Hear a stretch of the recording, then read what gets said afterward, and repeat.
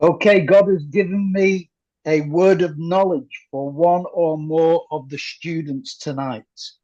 मसीह यीशु में आपकी सलामती हो। आज इससे पहले कि हम अपने जो कोर्स है या जो सब्जेक्ट है उसको लेकर चल रहे हैं, उससे पहले खुदावन ने मेरे दिल में डाला है कि मैं आपके साथ कुछ बातचीत शेयर कर सकूं। खुदावन ने जो मेरे दिल में डाला है वो कलाम, वो पैगाम मैं आप तक पहुंचा सकूं। You are having problems trying to overcome a particular sin in your life.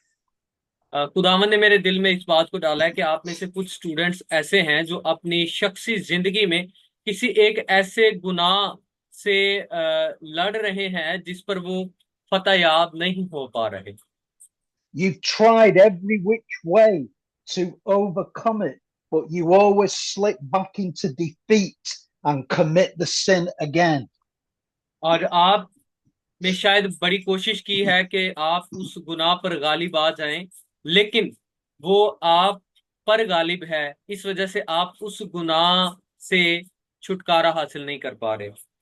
And you are very upset because you cannot overcome this sin. और आप इस वजह से नहायत परेशान हैं कि आप क्यों उस गुनाह पर फतह नहीं हो पा रहे। And Jesus says to you tonight, invite me into your life to overcome that sin for you. और खुदावंद यीशु मसीह आपसे ये कह रहा है कि आप मुझे मौका दें, आज शाम मुझे अपनी जिंदगी में काम करने का मौका दें, तो आप देखेंगे कि किस तरह से आप उस गुनाह पर गालिब आ जाएंगे। Invite my grace to come in and change you. मेरे फजल को अपनी जिंदगी में मौका दें और वो आपको तब्दील कर देगा। For grace is me doing for you what you cannot do for yourself. क्योंकि फजल का मतलब ही ये है कि वो काम जो आप खुद अपने लिए ना कर सकें, यीशु आपकी जगह पर उस काम को करे। So that when you continue to sin from now on, do not get upset about it, but thank me that you are the righteousness of God in Christ. तो अगर आप ऐसी किसी सिचुएशन में हो तो आपने परेशान नहीं होना, घबराना नहीं है, बल्कि खुदावंद के हजूर उसकी रास्तबाजी के लिए शुक्रगुजारी करनी है। और वो रास्तबाजी मसीह में हमें ईमान से मुयस्सर है, और अब हम मसीह में खुदा की रास्तबाजी हैं। And whenever you commit the sin, don't be condemned or guilty about it, for I forgave all your sins 2,000 years ago at the cross. और खुदावंद आपसे ये फरमाता है कि अगर आपकी जिंदगी में से कभी कोई गुनाह सरजद हो जाए तो आप उस पर पछताने की बजाय आप मुझ पर भरोसा रखें और मुझ पर तवक्कल करें और मुझे कहें, ताकि मैं उस गुनाह से आपको छुड़ा सकूं, क्योंकि मैंने आपकी शर्मिंदगी को आज से 2000 साल पहले सलीब पर अपने ऊपर उठा लिया है। Simply thank me that I am overcoming that sin for you. और आपने सिर्फ ये करना है कि मेरा शुक्रिया अदा करना है कि खुदावंद तू गुनाह पर गालिब आ चुका है, और मुझे कुव्वत बख्श, मुझ में होकर काम कर, ताकि मैं भी उस फतह याबी का तजुर्बा कर सकूं। But you must give me time to work to change you. और यीशु आपसे ये कहते हैं कि आपको क्या करना है कि मुझे वक्त देना है कि मैं आपकी So, जिंदगी में तब्दीली को ला सकूं। so remember, just rest in me. यीशु कहते हैं याद रखें कि आप मुझ पर भरोसा रखें और आराम करें, And I will change you. और मैं आपको तब्दील करूंगा। Let me share with you a story about Joseph Prince from Singapore. मैं आपके साथ एक खुदा के खादिम जिनका नाम जोसेफ प्रिंस है, उनकी एक कहानी आपके साथ शेयर करना चाहता हूँ। He is one of the top grace preachers in the world today. दुनिया भर में जितने भी बड़े नाम हैं जो खुदा के फजल की तालीम दे रहे हैं, उनमें से एक बड़ा नाम जोसेफ प्रिंस का है। Joseph had an anger problem whereby there would be outbursts of anger and rage. अ, हालांकि वो खुदा के फजल की तालीम दे रहे थे, तो भी उनको अपनी जिंदगी में भी एक ऐसे मसले से दो चार होना पड़ रहा था कि वो उनको गुस्सा बहुत जल्दी आ जाता था, और जब भी वो कोई बात कर रहे होते या कभी कोई ऐसा मौका होता उनको गुस्सा आ जाता तो सारा खेल जो है वो बिगड़ जाया करता था। He tried every which way to overcome the anger, but to no avail, and he would slip back into these outbursts of anger.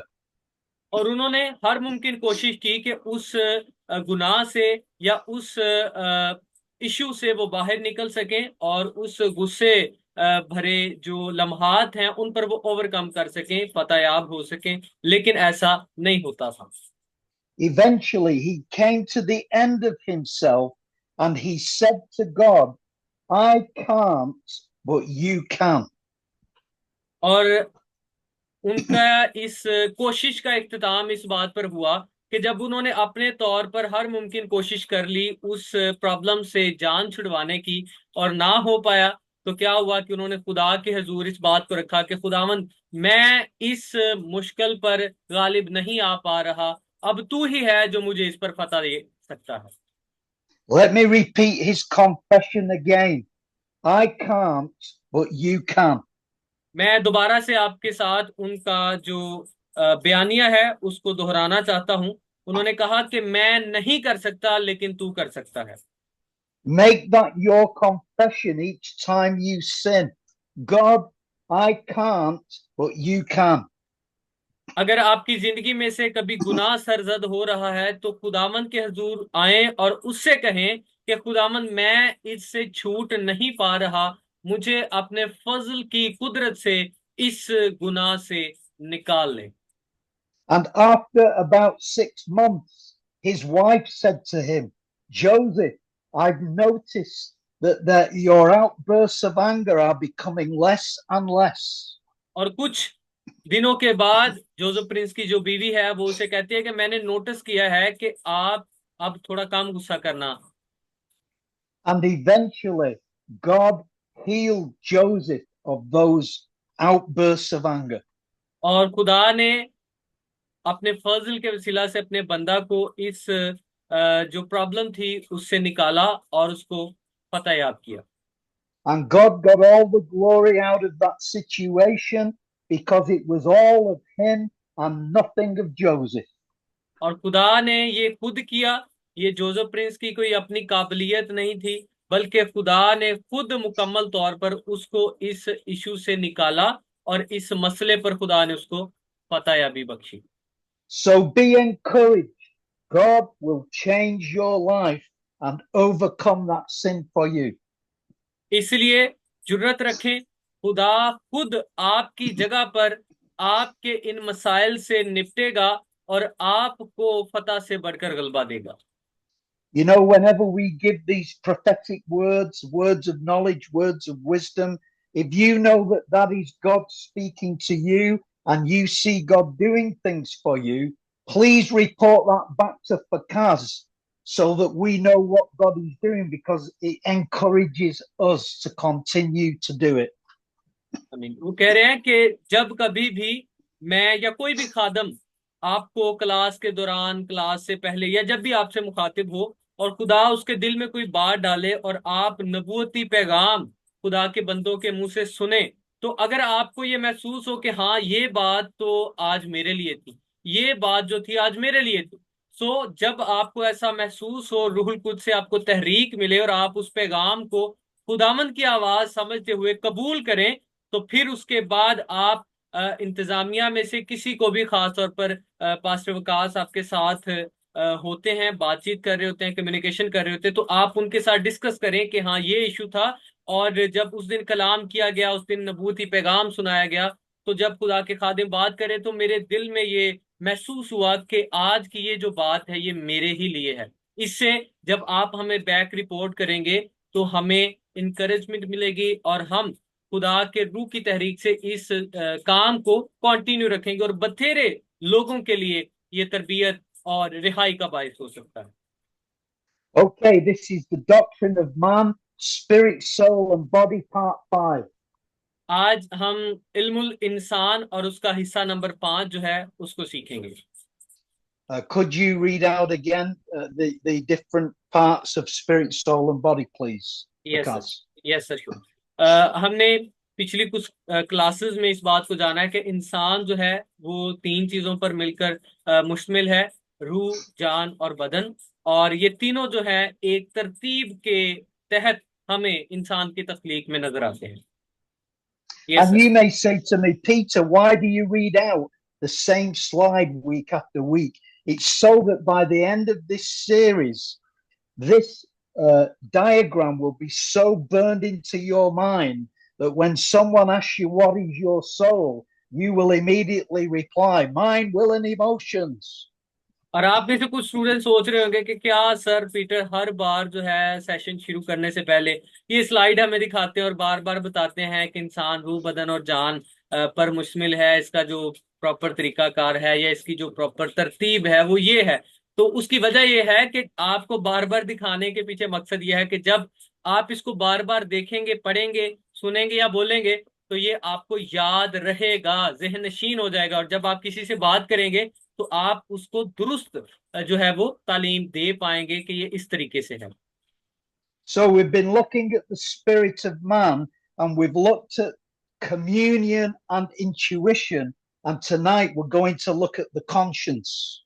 हम बात कर रहे थे इंसान की रूह के ऊपर और हमने दो जो उसके खास फंक्शंस हैं उन पे बात की थी।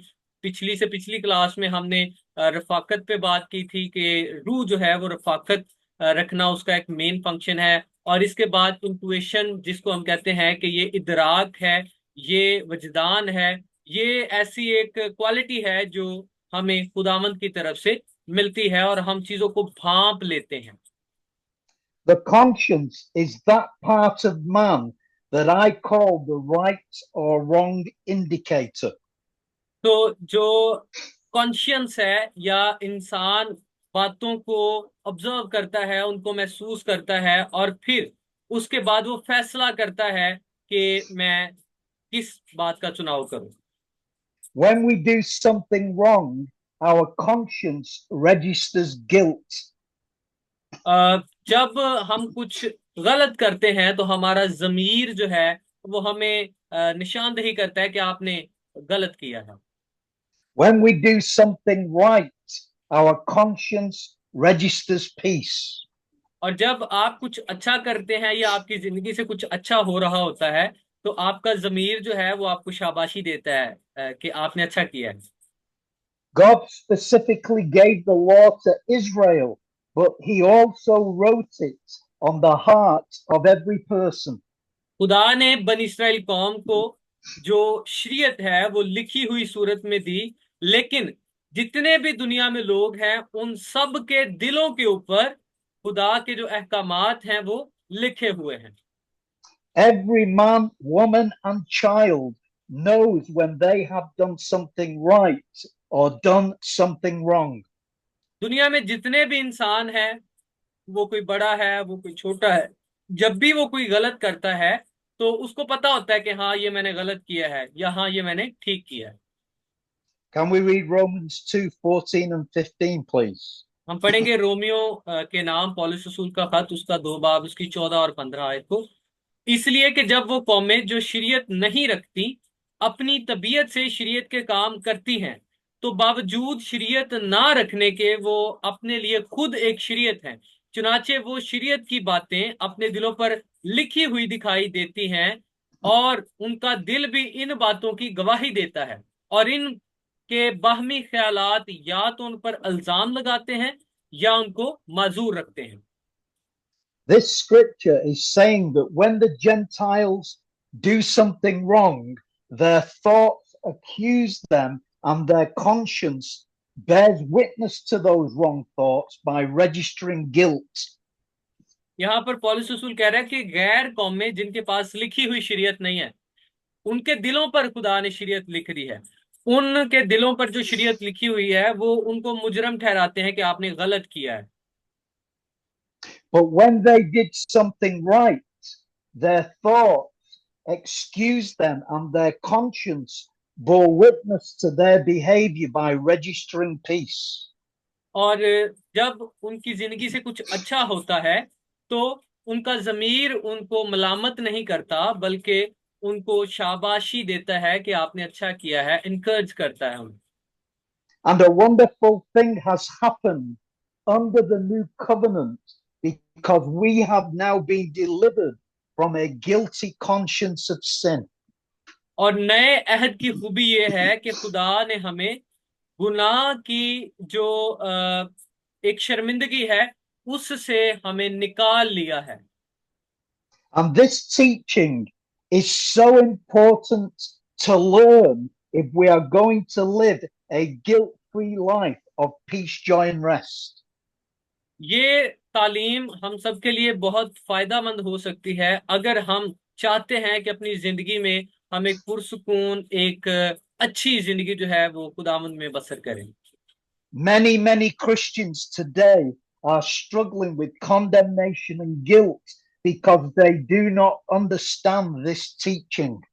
आज भी बहुत सारे ईमानदार जो हैं, मसीही ईमानदार, वो शर्मिंदगी और एहसास जुर्म का शिकार होकर जमीन पर इस जिंदगी को बसर कर रहे हैं। At the cross, God in Christ forgave and removed all mankind's sins, past, present, and future. खुदावंद यीशु मसीह ने सलीब के ऊपर आज से 2000 साल पहले तमाम दुनिया के लोगों के गुनाहों को अपने ऊपर ले लिया और उनको मिटा दिया, और इंसान की जो शर्मिंदगी थी, इंसान का जो जुर्म था, गुनाह था, सजा थी, वो अपने ऊपर ले ली ताकि उसके बाद किसी और को सजा ना दी जा सके। Can we read Colossians 2:13 and John 1:29, please? हम पढ़ेंगे कुलसियों 2 बाब और उसकी 13 आयत, और यूहन्ना का पहला खत उसकी यूहन्ना की इंजील उसका पहला बाब और उसकी 29 आयत। यहाँ पे लिखा है, और उसने तुम्हें भी अपने कसूरों और जिस्म की नामख्तूनी के सबब से मुर्दा थे उसके साथ जिंदा किया और हमारे सब कसूर मुआफ किए, और दूसरे दिन उसने यीशु को अपनी तरफ आते देखकर कहा, देखो ये खुदा का बर्रा है जो गुनाह, दुनिया का गुनाह उठा ले जाता है। There are Christians who believe God has forgiven their past sins and their present sins, but they struggle to believe He has already forgiven their future sins. आज भी बहुत सारे ऐसे ईमानदार हैं जो इस बात पर ईमान रखते हैं कि खुदा यीशु मसीह ने जब सलीब पर जान दी और हमने उसे कबूल किया है तो हमारे पास्ट के, माजी के गुनाह माफ हो चुके हैं, लेकिन जो मौजूदा जमाना में या आने वाले जमाना में हमसे गुनाह होंगे तो उनकी सजा हमें खुद भुगतना होगी। If that is you, let me give you a simple example to show you why that is. बहुत सारे लोग इस तरह से सोचते होंगे, लेकिन मैं आपको एक मिसाल के जरिए बताना चाहता हूं कि क्यों लोग ऐसा सोचें। We all know that Jesus died on the cross 2000 years ago.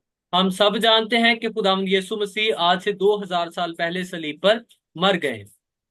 Let me ask you a question. Were you there and were you alive 2000 years ago? और अगर आप सोचते हैं कि यीशु को कबूल करने के बाद मेरे माजी के गुनाह मुआफ हो गए हैं और जो मौजूदा है या मुस्तकबिल में है वो उनसे मुझे भी डील करना होगा, तो मैं आपसे ये पूछना चाहूंगा कि क्या आप बता सकते हैं कि जब यीशु सलीब पर मरा तो आप उस वक्त मौजूद थे? The answer is, of course, you were not alive and neither were you there at the cross 2000 years ago. और इसका सादा जवाब ये है कि ना तो आप जिंदा थे और ना ही आप उस वक्त में मौजूद थे, क्योंकि ये जो बात हम कर रहे हैं ये आज से 2000 साल पहले हो चुकी है। Can you see that if Christ could not forgive future sins, you and I could not be born again because we were still 2000 years into the future? आप इस बात को भी समझ रहे होंगे कि अगर यीशु मसीह ने मेरे और आपके गुनाह जो कि आने वाले जमाने में थे, मुस्तकबिल में थे, अगर आज से 2000 साल पहले यीशु उनको सलीब पर मुआफ ना करता, ना मिटाता, तो हम फिर आज क्या होते? गुनाहगार होते।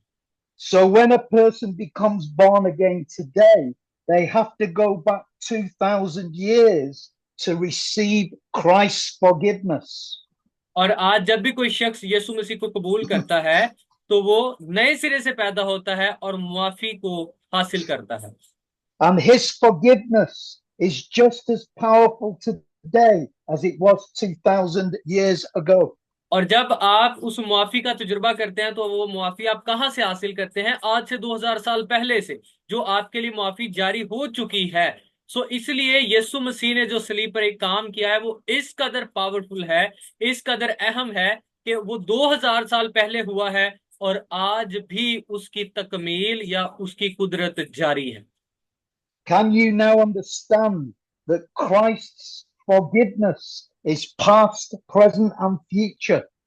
کیا آپ اب اس بات کو سمجھ پائے ہیں کہ مسیح یسوع نے جب صلیب پر جان دی ہے تو گناہوں کی معافی کا تعلق صرف ماضی کے گناہوں سے نہیں ہے، موجودہ حال کے گناہوں سے نہیں ہے، بلکہ یہ ماضی، حال اور مستقبل کے تمام گناہوں سے اس کا تعلق ہے۔ And the understanding of this truth is one of the reasons why we need never have to keep confessing our sins to God. اور یہی وجہ ہے کہ خدا کا کلام ہمیں یہ سکھاتا ہے کہ اگر ہم سے کبھی گناہ ہو جائے تو ہمیں اپنے گناہوں کی معافی مانگنے کی ضرورت نہیں ہے، کیونکہ ہمارے گناہ صلیب پر آج سے 2000 سال پہلے معاف ہو چکے ہیں۔ Can we read Hebrews 9:28, please?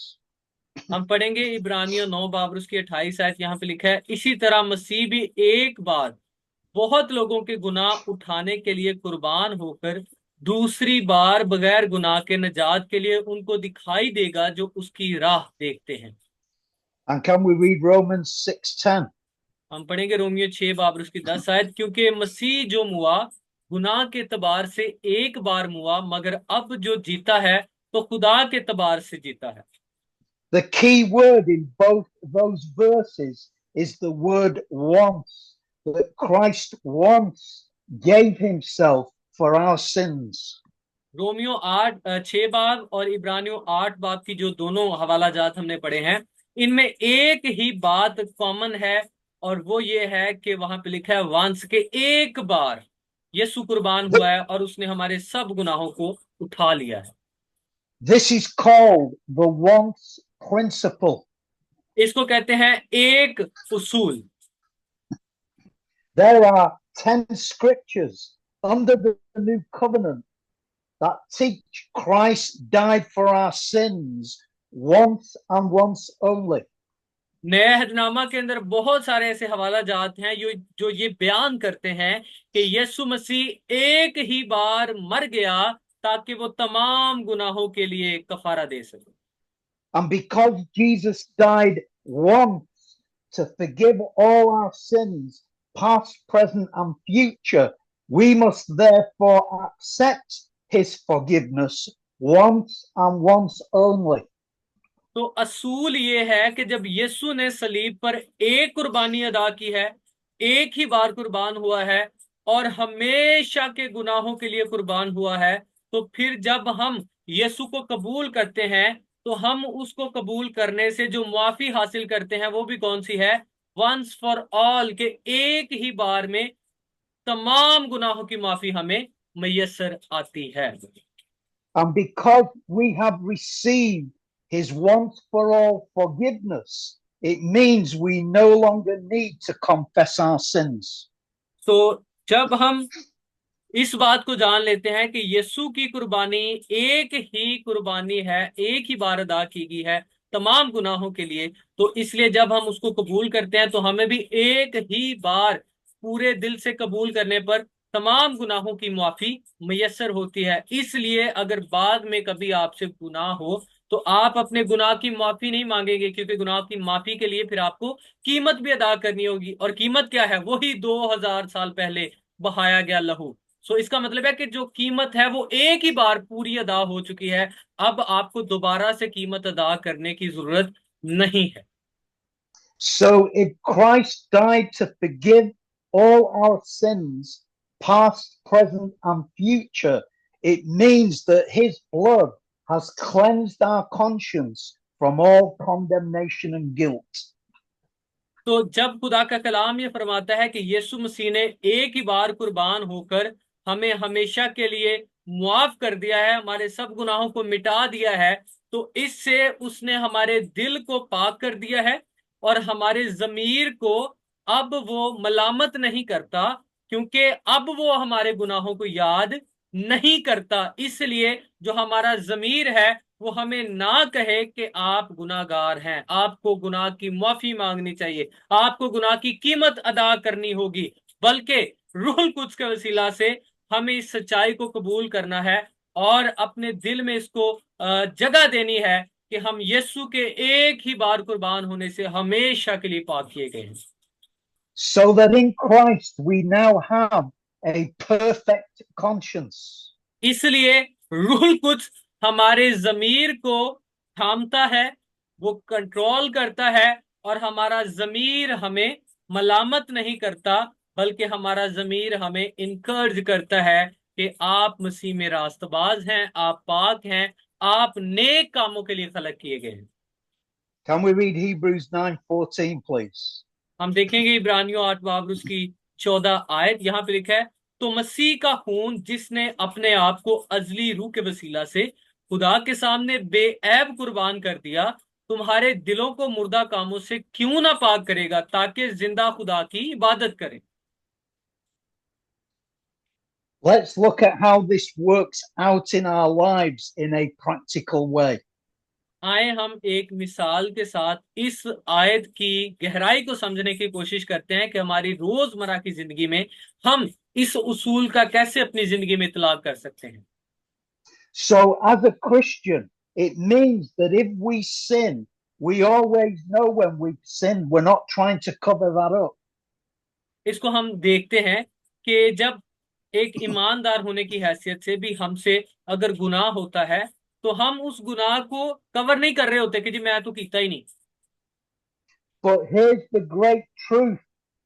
If we do sin, the greater revelation of forgiveness kicks in, that God forgave all our sins, past, present, and future. जबकि खुदा का रूह हमें ये सिखाता है, हम पर जाहिर करता है, इस मुकाशवा को जाहिर करता है कि हाँ आपने गुनाह तो किया है, लेकिन उससे भी बड़ी बात यह है कि आपका ये गुनाह सलीब पर आज से 2000 साल पहले मुआफ हो चुका है। Can we read Colossians 2:13, please? हम पढ़ेंगे दोबारा से कुलसियों 2 बाब उसकी 13 आयत, और यहाँ पे लिखा है, और उसने तुम्हें भी जो अपने कसूरों और जिस्म की नामख्तूनी के सबब से मुर्दा थे उसके साथ जिंदा किया और हमारे सब कसूर मुआफ किए। So that when we sin, we don't say, "Oh God, forgive me, I'm such a dirty sinner." No, when we sin, we immediately look to the revelation of total forgiveness. We thank God for it, pick ourselves up, and move on. और अगर हमसे कभी गुनाह हो जाए तो हम ऐसा ना करें कि हम रोना शुरू कर दें और हम ये कहें कि खुदावंद मैं तो बड़ा गुनहगार हूं, मुझे बचा ले। बल्कि आपको सच्चाई का सामना करना है, आपको सच्चाई के कलाम पर ध्यान करना है, और वो कलाम ये है कि देख मैंने तेरे गुनाहों को याद नहीं रखा। बल्कि खुदा का शुक्र अदा करते हुए इस मुकाशवा के लिए उसके हुजूर आना है, उसे कहना है कि खुदावंद मैं इस बदन में कमजोर हूं और मुझसे ये खता हुई है, लेकिन मैं शुक्र करता हूं कि ये मेरी खता, ये मेरा गुनाह तूने सलीब पर आज से 2000 साल पहले मिटा दिया है। मुझे फजल दे कि मैं अपनी जिंदगी में इस बदन के साथ एक फतेहमंद जिंदगी बसर कर सकूं। This truth delivers us from having to spend all that time, energy, and strength having to confess our sins all the time. और होगा क्या कि जब आप खुदावंद के इस मुकाशफा को जान लेंगे, तो जब कभी आपसे कोई मिस्टेक होती है तो आप खुदावंद के हजूर आएंगे और उससे कहेंगे कि खुदावंद तू मुझे कुव्वत बख्श और मुझ में होकर रास्तबाजी को जाहिर कर। और इससे क्या होगा कि आपकी जिंदगी से वो जो गुनाह का मसला है वो आहिस्ता आहिस्ता करके हल होता चला जाएगा। Paul said, "It is for freedom that Christ has set us free." खुदा के कलाम में लिखा है मसीह ने हमें आजाद किया है आजाद रहने के लिए। He set us free from having to keep confessing our sins. उसने हमें बार बार गुनाह का इकरार करके उसकी माफी मांगने से आजाद किया है। And although we sin, and we know when we sin, when we receive the revelation of his forgiveness, it means that that sin doesn't register in our conscience as condemnation and guilt. और खुदा का कलाम ये फरमाता है कि जब आप हकीकी मुआफी को अपनी जिंदगी में कबूल कर लेते हैं और इस मुकम्मल मुआफी का तजुर्बा करते हैं, मुकाशफा अपनी जिंदगी में रखते हैं, तो होता क्या है कि जब कभी आपसे खता होती है, आपको पता होता है कि ये मेरे से गलत हुआ है और आप उसके लिए खुदावंद की मदद, उसके फजल को अपनी जिंदगी में मांगते हैं कि खुदावंद ये मुझसे तो कंट्रोल नहीं हो रहा, लेकिन तू मेरी मदद कर। तो होगा क्या कि रूहुल कुद्स आपके दिल को मजबूत करेगा और आपकी जिंदगी में शर्मिंदगी या एहसास जुर्म जगह नहीं पाएगा और आप रूह में मजबूत होंगे और रूहुल कुद्स आपको कुव्वत बख्शेगा और आप उठेंगे और फिर से मसीह के साथ चलना शुरू कर देंगे। Instead, our conscience registers peace. और इसके साथ साथ जो हमारा ज़मीर है वो हमें मलामत करने की बजाय हमें इत्मीनान बख्शेगा। This is why Paul so boldly declared Romans 8:1. If you could read that, please, Vikas. इसलिए पौलुस रसूल बड़ी दलेरी के साथ रोमियो 8 बाब उसकी 1 आयत में बयान करते हैं, बस अब जो मसीह यीशु में हैं उन पर सजा का हुक्म नहीं। This teaching is so important to understand because it delivers us from sin consciousness. ये तालीम नहायत जरूरी है क्योंकि ये हमें शर्मिंदगी और एहसास गुनाह और एहसास जुर्म से निकालती है। Sin consciousness is the guilt that comes into our conscience when we have sinned. जब हम गुनाहगार की हैसियत से सोचना शुरू कर देते हैं तो गुनाह हमारे ज़मीर में आ जाता है और हम एक मुकद्दस और मसीह के साथ उसके मिरास के वारिस खुदा के बेटे होने की हैसियत से नहीं सोचते, बल्कि हम एक गंदे गुनाहगार इंसान की हैसियत से सोचना शुरू कर देते हैं। But when we receive the revelation that all our sins have been completely forgiven, it is impossible for our conscience to register guilt unless we allow it.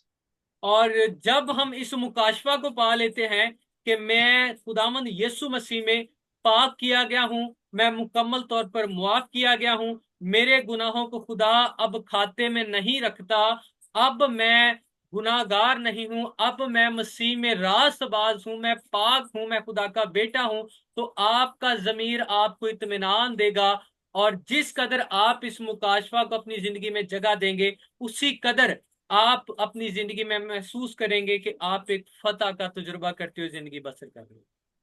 Even those living under the old covenant knew that if just one sacrifice could be offered to forgive and take away all their sins, past, present, and future, they would no longer be sin conscious because guilt would never register in their conscience. ये बिल्कुल इसी तरह से है। आपको पता है कि योम कफारा के दिन जब बनी इसराइल कौम में एक बड़ी जो कुर्बानी है वो अदा की जाती थी कफारा की, और उससे क्या होता था कि जितने भी इसराइली हैं वो इस बात में पूरी उम्मीद होते थे कि अब हमारे 1 साल के गुनाह माफ हो गए हैं। सो दोबारा वो उनके दिलों में उस साल के गुनाह नहीं आते थे क्योंकि उनको पता था कि ये कुर्बानी जो है इसने हमारे 1 साल के गुनाहों को मिटा दिया है, कवर कर दिया है। इसी तरह से जो यीशु की हकीकी और कामिल कुर्बानी पर भरोसा रखते हैं, ईमान रखते हैं, खुदा का कलाम फरमाता है कि उनको भी चाहिए कि वो इस बात को समझे कि हमारे सब गुनाह यीशु के एक ही बार कुर्बान होने से हमेशा के लिए मिटा दिए गए हैं। सो अब उनके दिल में, उनके ज़मीर में गुनाह का एहसास और गुनाह की शर्मिंदगी नहीं आनी चाहिए। Can we read Hebrews 10:1-3, please? हम पढ़ेंगे इब्रानियों 10 बाब और उसकी पहली 3 आयत को। यहाँ पे लिखा है, क्योंकि शरीयत जिसमें आइंदा की अच्छी चीजों का अक्स है और उन चीजों की असली सूरत नहीं, उन एक ही तरह की कुर्बानियों से जो हर साल बिला नागा गुजरानी जाती हैं, पास आने वालों को हरगिज कामिल नहीं कर सकती, वरना उनका गुजराना मौकूफ ना हो जाता। क्योंकि जब इबादत करने वाले एक बार पाक हो जाते तो फिर उनका दिल उन्हें गुनाहगार ना ठहराता, बल्कि वो कुर्बानियां साल ब साल गुनाहों को याद दिलाती हैं। Can you see that those worshippers knew that if they could be once cleansed of all their sin, they would have no more conscience of sins? यहाँ पर पौलुस रसूल ये बता रहे हैं, इस बात को सिखा रहे हैं कि गौर करें कि जो ज्यूज हैं, यहूदी हैं, वो साल में जब एक बार यौम कफारा करते हैं तो वो पिछले साल के जो गुनाह है उनको फिर दोबारा याद नहीं करते, लेकिन उनको फिर भी जरूरत पड़ती है अगले साल के लिए कि जो अगले साल उन्होंने गुनाह करने हैं उनके लिए फिर से कफारा अदा किया जाए। क्योंकि बार बार कफारा अदा करना उनको याद दिलाता था कि अभी भी आपको निजात की जरूरत है, अभी भी आपको मुआफी की जरूरत है। सो ये साल ब साल जो कुर्बानियां हैं उनका मकसद क्या था कि उनको याद दिलाया जाए कि ये एक साल के तो मुआफ हो गए हैं, अगले साल के कैसे होंगे। तो आपको एक कामिल कफारे की जरूरत है। And where does the once cleansing of all their sins come from? It comes from Jesus. He once for all gave his life to forgive men of all sin. Hallelujah. और ये जो कामिल कुर्बानी है जो एक ही बार सारे गुनाहों को मिटा देती है, वो कहां से आती है? यीशु मसीह की तरफ से, उसके सलीब पर मुकम्मल शुदा काम के जरिए से। Verse 3, could you read verse 3 again, please? हम Vikas? दोबारा से पढ़ेंगे इब्रानियों 10 बाब उसकी 3 आयत को। बल्कि वो कुर्बानियां साल ब साल गुनाहों को याद दिलाती हैं। Verse 3 then goes on to say that in the offering of animal sacrifices each year, that by offering them, it was a reminder of their sin. इब्रानियों 10:3 में ये बयान किया गया है कि जब कुर्बानी अदा की जाती थी तो वो कुर्बानी उनको बार बार याद दिलाती थी कि आप अभी भी गुनाहगार हैं, आपको अभी भी गुनाह की खलासी की जरूरत है। For it is the reminder of sin that brings condemnation and guilt. और ये गुनाहों की याद दहानी ही है जो उनके दिल में एहसास जुर्म को, एहसास शर्मिंदगी को और एहसास सजा को लाती है। And this is why Jesus once forgave and removed all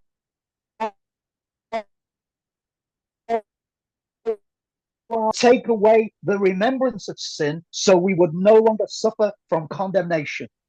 तो यीशु मसीह ने एक ही बार कुर्बानी क्यों अदा की है? उसने एक ही बार अपने बदन को सलीब पर हम तमाम दुनिया जहां के लोगों के गुनाहों की खातिर क्यों कुर्बान कर दिया, ताकि दोबारा से कुर्बानी अदा करने की जरूरत ना पड़े। और जब कुर्बानी नहीं तो इसका मतलब है गुनाह की याद भी नहीं, और जब गुनाह की याद नहीं तो फिर गुनाह का एहसास भी नहीं, उसकी जो शर्मिंदगी है उसका भी एहसास नहीं, क्योंकि उसने कामिल कुर्बानी अदा कर दी है। और जो कोई इस कामिल कुर्बानी को कबूल करता है उसके माजी, हाल और मुस्तकबिल के तमाम गुनाह मिटा दिए जाते हैं और खुदा फिर दोबारा उन गुनाहों को याद नहीं रखता। And it is why in this same chapter of Hebrews chapter 10 that God, when he introduced the new covenant, said he would remember our sins no more. और इसी बाब में, इब्रानियों 10 बाब में जब आप देखते हैं तो आप आगे जब उसको पढ़ते हैं तो वहां पे खुदा क्या फरमाता है? नए अहद में ऐसा नहीं है कि बार बार कुर्बानियां दी जाए, गुनाह याद रहें। नए अहद में ऐसा है कि एक ही बार कुर्बानी दे दी गई है और अब मैं तुम्हारे गुनाहों को याद नहीं करता। Can we read Hebrews 10:17, please? हम पढ़ेंगे इब्रानियों 10 बाब और उसकी 17 आयत। फिर वो ये कहता है कि उनके गुनाहों और बेदीनियों को फिर कभी याद ना करूंगा। Can you see there is a reason why God himself forgave and removed all our sin? क्या आप इस आयत की रोशनी में इस बात को समझ पा रहे हैं कि क्या वजह है कि खुदा ये कहने पर आपको मजबूर दिखाई देता है? मजबूर से मुराद है कि खुदा आपको दलेरी से ये कहना चाहता है कि अब वो आपके गुनाहों को याद नहीं करता। इसके पीछे वजह क्या है, लॉजिक क्या है, मंतक क्या है? And the reason is, if God remembered just one of our sins, he would have to condemn us, and that would trigger guilt in our conscience. और खुदा आपके एक भी गुनाह को इसलिए याद नहीं रखता, क्योंकि अगर वो आपके एक भी गुनाह को याद रखेगा तो होगा क्या कि उसको जरूरी है कि फिर वो आपको सजा दे, आपका इंसाफ करे और आपको शरीयत के मुताबिक गुनाहों की सजा दे। So here's the thing.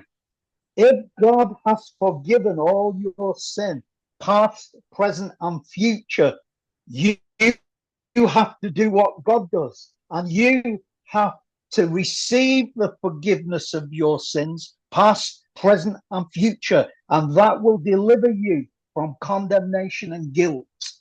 तो जब आप यीशु मसीह को कबूल करते हैं तो आप हमेशा के लिए एक कामिल मुआफी का तजुर्बा करते हैं, अपनी जिंदगी में कबूल करते हैं, और उसके बाद खुदा आपकी जिंदगी में से होकर काम करता है, और आप में से होकर जब वो काम करता है तो आपकी जिंदगी से उस मुआफी का जो मुकाशफा है वो रास्तबाजी के फल के जरिया से जाहिर होता है। If you've not understood what I've been saying tonight, get the video from the cars and play it again and again and again. अगर आज के इस हिस्सा में आपको कोई बात समझ ना आई हो तो मैं आपसे दरख्वास्त करूंगा कि जब आपको ये रिकॉर्डिंग मिलती है इसकी तो आप इसको दोबारा से सुने, दोबारा से सुने और फिर सुने, ताकि आप उस सच्चाई को समझ पाएं, जान पाएं और अपनी जिंदगी में कबूल कर पाएं। Okay, thank you for listening. Thank you, because that's the end of tonight. खुदाम यीशु मसीह के पुरफज़ल नाम में आप सबकी सलामती हो। हम आज अपने एक नए सब्जेक्ट का आगाज कर रहे हैं जिसका टाइटल है क्राइस्टोलॉजी या क्रिस्टोलॉजी, जिसको उर्दू में हम इल्मुल मसीह कहते हैं। आज इसका पहला लेक्चर है, तो हम सबसे पहले बात करेंगे कि क्राइस्टोलॉजी क्या है और ख़ास तौर पर ये जो अल्फाज हैं इनके क्या माने हैं। आपके स्क्रीन पर कुछ अल्फाज जो हैं वो नज़र आ रहे होंगे आपको। लफ्ज़ जो क्राइस्टोलॉजी है बेसिकली एक इस्तिलाह है, ये एक टर्म है। क्राइस्टोलॉजी यूनानी जुबान के दो अल्फाज से मिलकर बना है। यूनानी का पहला जो लफ्ज़ है वो है क्रिस्तोस, दूसरा लफ्ज़ है लॉजिया, और जब इन दोनों को कंबाइन किया गया है, एक किया गया है, तो फिर ये दोनों अल्फाज मिलकर बनते हैं क्राइस्टोलॉजी, यानी क्रिस्टोलॉजी या क्राइस्टोलॉजी। इसकी दोनों प्रोनाउंसिएशन दुरुस्त हैं। कुछ लोग क्राइस्टोलॉजी कहते हैं, कुछ लोग क्रिस्टोलॉजी कहते हैं।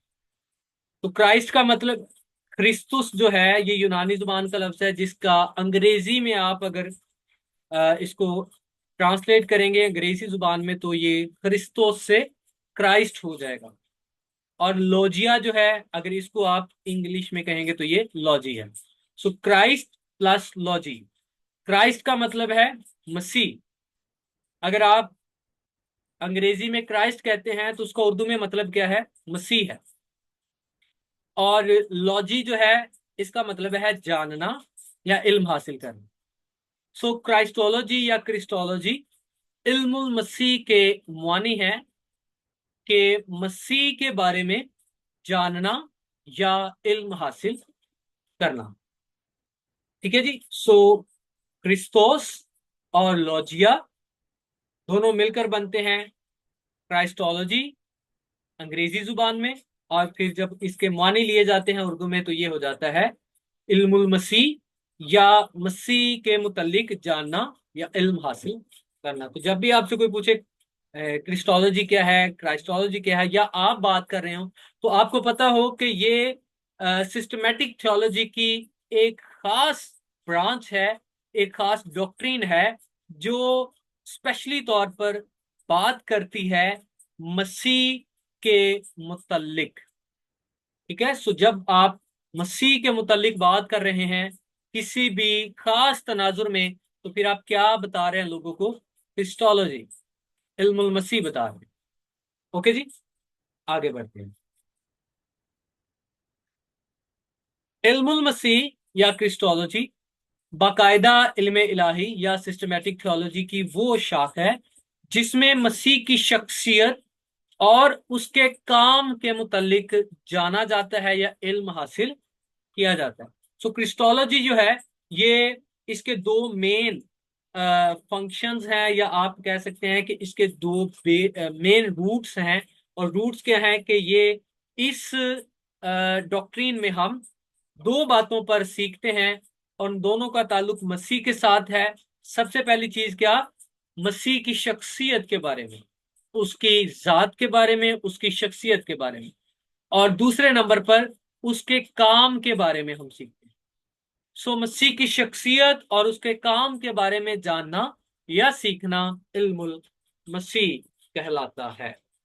और ये सिस्टमैटिक थियोलॉजी की एक ऐसी ब्रांच है जिसको आप कह सकते हैं, अगर आपको क्रिस्टोलॉजी का नहीं पता तो फिर आप मसीहत के मरकज को नहीं जान पाएंगे। मसीहत की जो मरकजी तालीम है, मरकजी जो ईमानियात है, अकायद हैं, आप उनको नहीं जान पाएंगे। सो हो सकता है कि आप में से बहुत सारे लोग बहुत सारी बातों से वाकिफ हो, लेकिन आपको इस्तिलाहात या टर्म्स जो है वो, टर्मिनोलॉजीज जो है वो आपको ना पता हो। तो बहैसियत बाइबल स्टूडेंट आपको अब ये याद रखनी है, टर्मिनोलॉजीज, ये इस्तिलाहात, ये टर्म्स आपने याद रखनी है ताकि आप एक बेहतर तौर पर एक मस्बत रवैये के साथ डीपली डीपली जो है वो आप लोगों को बता सकें। ठीक है जी। अब आते हैं इसके मानी की तरफ।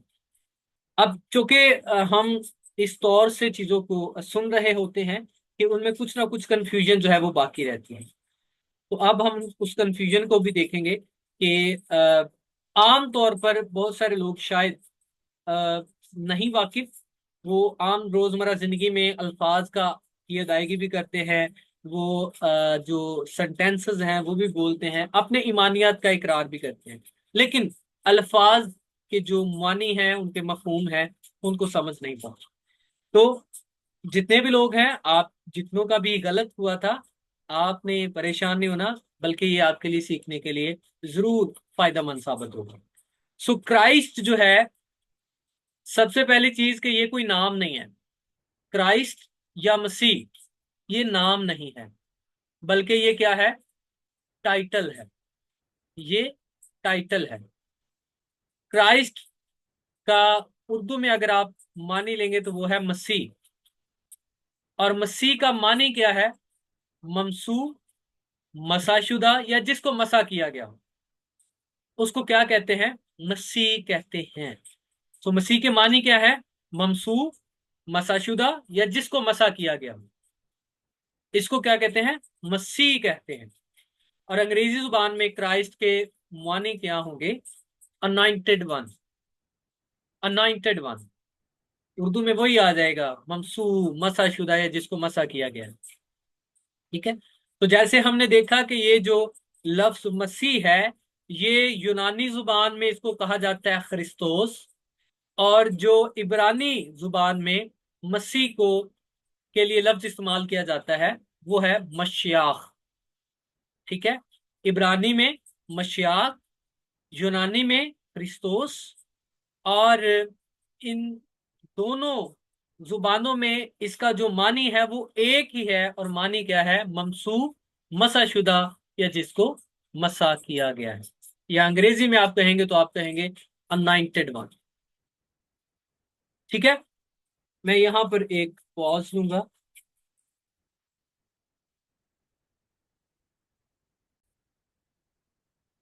जी, आगे बढ़ते हैं। सो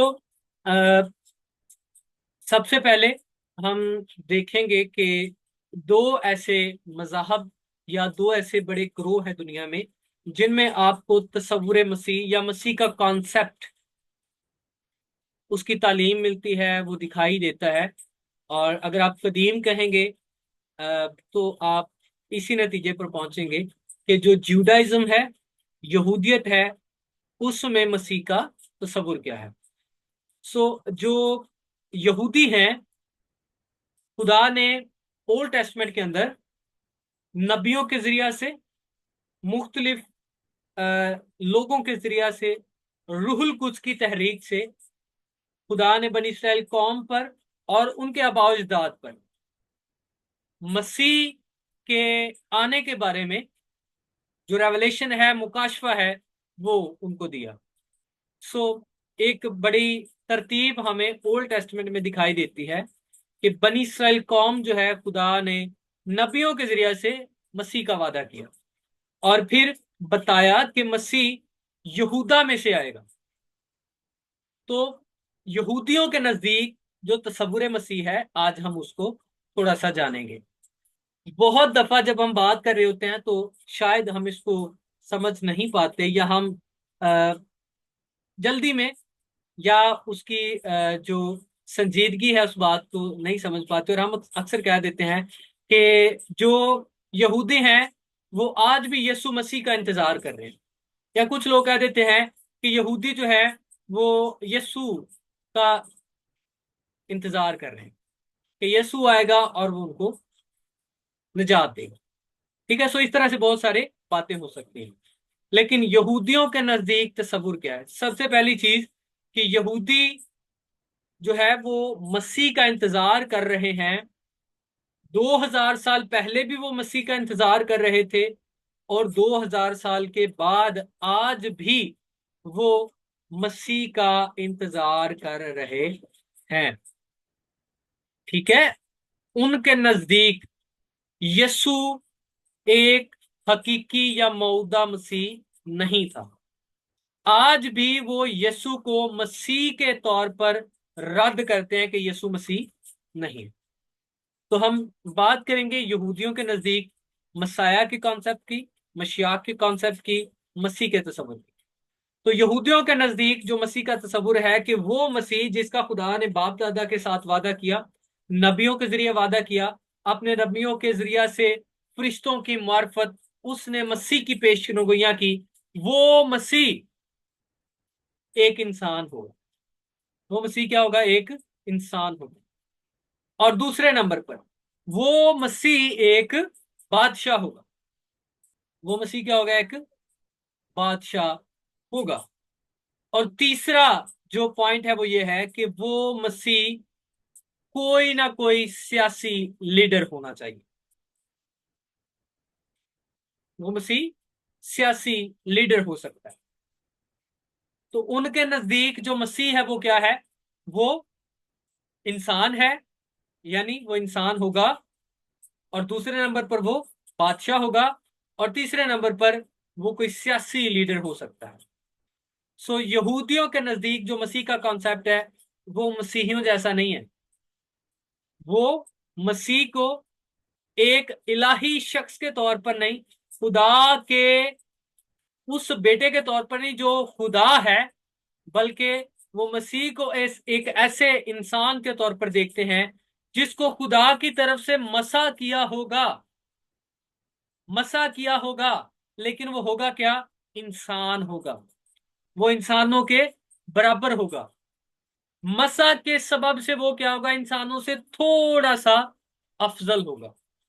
अफजल इस तरह से होगा कि वो इसराइल कौम के नुमाइंदे के तौर पर इसराइल कौम को गुलामी से रिहाई देगा। और ये गुलामी उनके नजदीक रूहानी गुलामी नहीं है कि गुनाहों से रिहाई देगा, बल्कि ये वो गुलामी है जिसका वो हजारों सालों से तजुर्बा करते आ रहे हैं। खुदा ने उनके बाप दादा अब्राहम के साथ वादा किया था कि मैं तेरी नस्ल को एक मुल्क दूंगा और तेरी नस्ल उसमें हमेशा के लिए बसेगी, और इनकी हुकूमत वहां पे होगी। और आपको पता है कि बियाबान से निकलने के बाद यशुआ ने उनको मुल्क केनान में पहुंचाया, और फिर केनान में पहुंचने के बाद 500 साल तक काजियों का दौर रहा, और फिर काजियों के दौर के बाद सलातीन का दौर हमें दिखाई देता है। तो मसीह से तकरीबन 1000 साल पहले इसराइल के अंदर इसराइल की हुकूमत कायम हुई, और पहला बादशाह साउल बना। ठीक है, और यहां पर हमें एक सल्तनत जो है वो नजर आती है। और फिर उसके बाद मुतहद्दा सल्तनत 120 साल तक रही। फिर इसके बाद जो सल्तनत है वो दो हिस्सों में डिवाइड हो गई, और डिवाइड होने के बाद वो जो दोनों सल्तनत हैं वो उनका इख्तिताम हुआ, और वो बाबल की असीरी में चली गई और एक असूर की असीरी में चली गई। और फिर बाबल की असीरी के बाद दोबारा कभी भी इसराइल की अपनी हुकूमत, अपना बादशाह नहीं बन सकता। उस वक्त से लेकर मसीह के जमाना तक और आज भी वो किसका इंतजार कर रहे हैं? उस मसाया का जो आएगा और क्या करेगा कि इसराइल में यहूदियों की हुकूमत को कायम करेगा। पहले वो मिस्र की गुलामी में रहे, फिर वहां से आने के बाद जब उनकी सल्तनत कायम हुई यरूशलेम में, जो है वो दारुल हुकूमत के तौर पर, और फिर हमें दिखाई देता है कि पूरे 12 कबीले जो हैं उन पे इसराइल की सल्तनत है। और फिर कुछ साल गुजरने के बाद, तकरीबन 450 साल गुजरने के बाद वो सल्तनत खत्म हो गई, और फिर वो लोग असीरी में चले गए, बाबल की असीरी में। बाबल की असीरी से के बाद उन पर हुक्मरानी रही फारसी और मादियों की, और फारसी और मादियों की हुकूमत के बाद एक और बड़ी हुकूमत आई, और वो यूनानियों की हुकूमत थी। और फिर वो यूनानियों की हुकूमत में रहे, और फिर इसके बाद रूमी आ गए, और यीशु मसीह के वक्त में हमें दिखाई देता है कि यहूदी सारे जो हैं वो रोम की हुकूमत के मातहत। और हर हुकूमत की जब वो मातहती में थे तो वो किसका इंतजार कर रहे थे? वो मसाया का इंतजार कर रहे थे, मसीह का इंतजार कर रहे थे कि मसीह आएगा और वो क्या करेगा? अपनी हुकूमत को कायम करेगा। ठीक है, और वो मसीह कोई और नहीं होगा बल्कि वो इसराइल में से ही होगा, और वो इंसान होगा। और उनके नजदीक जब आप लफ्ज को देखते हैं मसीह को, तो मसीह लफ्ज का मतलब है मसा किया हुआ। सो ओल्ड टेस्टमेंट में जब आप देखते हैं तो बहुत सारे लोग हैं जिनको मसा किया गया है। ठीक है, और आप देखते हैं कि नबियों को मसा किया गया, नबियों के बाद उनके जो फॉलोअर्स हैं या उनके जानशीन हैं उनको मसा किया गया। और इसके साथ आपको पता है कि जो बादशाह हैं उनको भी मसा किया जाता था, और जो काहिन हैं उनको भी मसा किया जाता था। सो लफ्जों के एतबार से उनके नजदीक वो लोग भी एक मसीह की हैसियत रखते थे, क्योंकि वो अपनी कौम के क्या थे? लीडर थे। और वो ये समझते थे कि शायद ये शख्स जो है वो हमें क्या कर सकता है? गुलामी से रिहाई दे सकता है। सो उनके नजदीक वो शख्स जिसको मसा किया गया है, और वो बादशाह है, और वो सियासी लीडर है, या वो काहिन है, वो क्या करेगा? हमें इसराइल में वो अपनी हुकूमत को कायम करेगा और हमें गुलामी से छुड़ा लेगा। किस गुलामी से? रूहानी गुलामी से नहीं, बल्कि दुनियावी गुलामी। दुनियावी जो किंगडम है या दुनियावी तौर पर बादशाही है, उसमें से उनको छुड़ाएगा। सो सबसे पहला मेजर पॉइंट कि यहूदी आज भी मसीह का इंतजार कर रहे हैं। जमाने गुजरे, उन्होंने बहुत सारे लोगों को जाना और समझा कि शायद ये है वो मसीह जो क्या करेगा? हमें छुड़ाएगा और अपनी हुकूमत को कायम करेगा।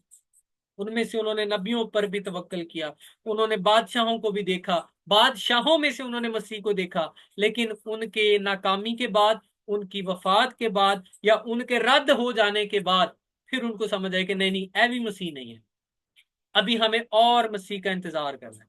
और खुदा भी वक्तन फवक्तन उनको ये बताता कि वो मसीह जो तुम्हें छुड़ाएगा वो अभी आने वाला है, वो अभी आने वाला है, वो आएगा।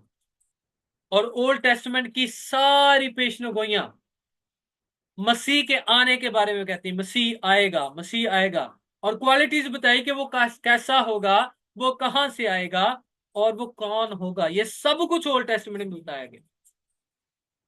इसलिए ज्यूज जब मसीह को देखते हैं तो वो मसीह को एक बादशाह के तौर पर, वो मसीह को एक सियासी लीडर के तौर पर, वो मसीह को एक इंसान के तौर पर देखते हैं, लेकिन एक ऐसा इंसान जो बाकी इंसानों से थोड़ा सा क्या है? अफजल है।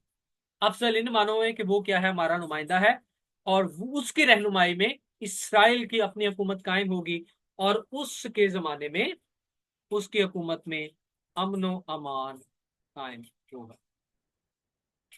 आगे देख, कुछ हवाला जात हैं, ये मैं आपके साथ शेयर भी कर दूंगा ताकि आप इनको पढ़ लें और फिर आप इसको आसानी से समझ पाए। तो यहूदियों के नजदीक उनका जो मसीह का तस्वुर है, जब उनको देखते हैं आप ओल्ड टेस्टमेंट से उनकी कमेंट्रीज को पढ़ते हैं, उनकी बुक्स को पढ़ते हैं, उनकी रवायात को पढ़ते हैं, उनकी जो एक्सप्लेनेशन की बुक्स हैं उनको पढ़ते हैं, एक्सीजीसिस जिसमें उन्होंने किया है, तफसीर की है बातों को लेकर, कॉन्सेप्ट्स को लेकर, तो जो मसाया का तस्वुर है इस पे ओल्ड टेस्टमेंट की जो कुतब हैं उनको लेकर उन्होंने जो रवायात या कमेंट्रीज की हैं या उनकी तशरीहात की हैं, तालीमात दी हैं, उनको जब आप स्टडी करते हैं तो पता चलता है कि उनके नजदीक भी मसीह जो है वो दाऊद की नस्ल से आएगा। यिर्मयाह का सहीफा 23 बाब उसकी 5 आयत, हिजकिय्याह 37 बाब 24 था 27 आयत। उनको पता है कि मसीह कहाँ से आएगा, दाऊद की नस्ल से आएगा, और ये ईमान मसीही भी रखते हैं।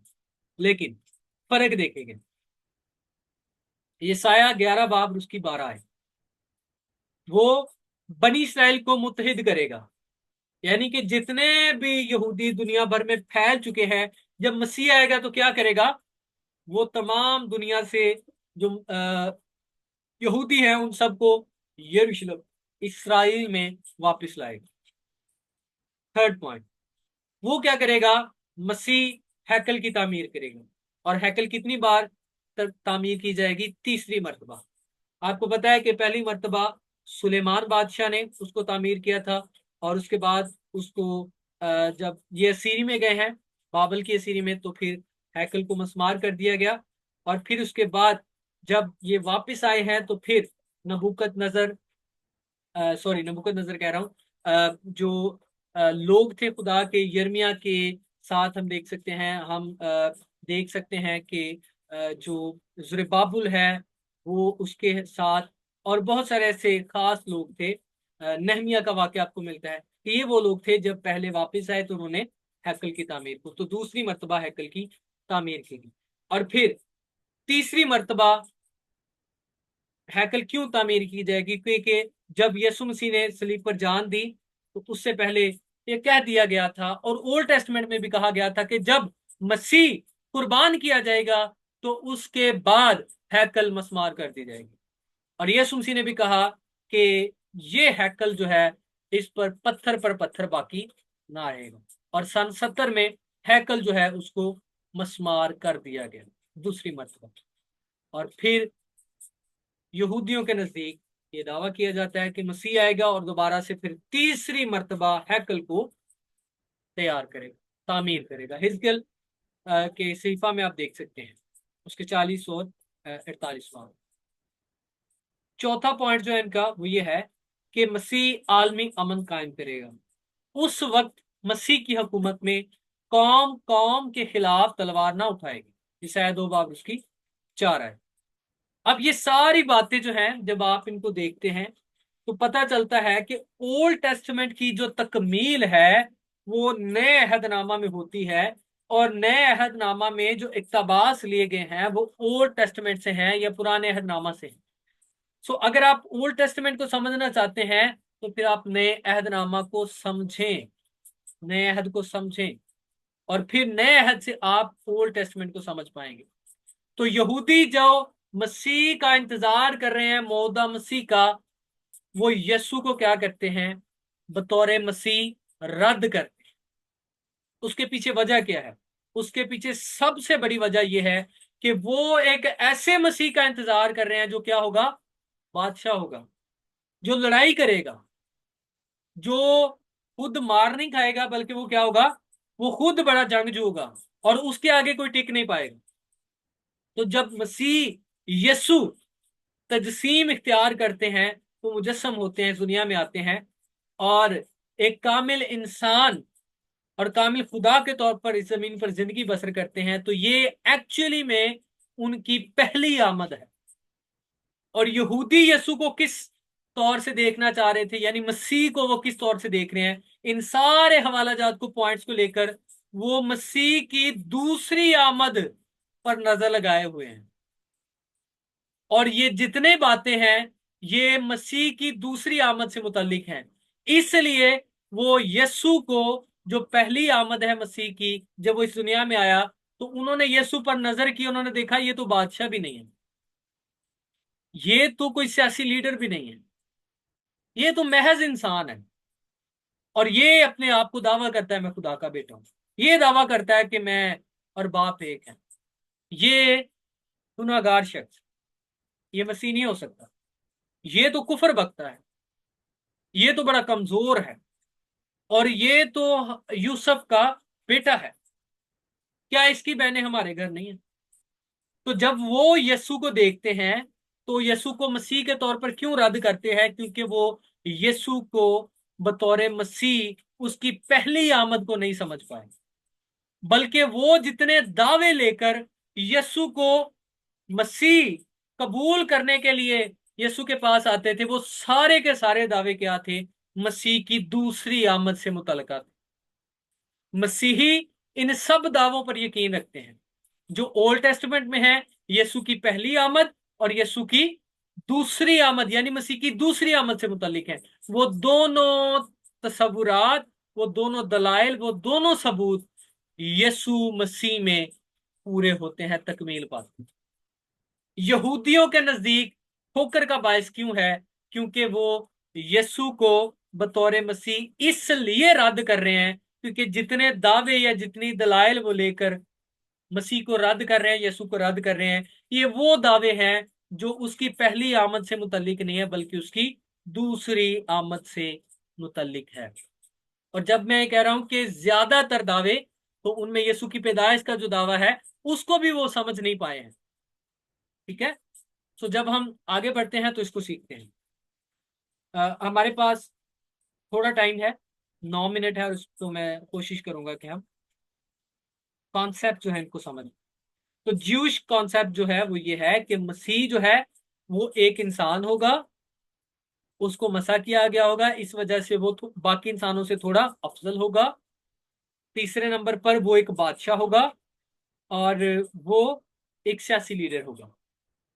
ठीक है, सो वो लड़ेगा, वो कमजोर नहीं होगा, वो सल्तनत करेगा। ये सारी बातें ओल्ड टेस्टामेंट के अंदर मौजूद हैं, और मसीही इस पर ईमान रखते हैं, लेकिन वो रूहुल कुद्स से इन सच्चाइयों को पूरे तौर पर कबूल करते हुए इस तरह कबूल करते हैं कि इनमें से बहुत सारी सच्चाइयां यीशु मसीह की दूसरी आमद से मुतल्लका हैं, लेकिन यहूदी उनको पहली आमद से जोड़ रहे हैं। इस वजह से वो यीशु को मसीह के तौर पर रद्द करते हुए दिखाई दे। आगे बढ़, मसीहत में मसीह का तस्वुर। तो सबसे पहले जो दीन मसीहत में मसीह का तस्वुर है, उसकी बुनियाद मसीह की जात और उसकी शख्सियत है।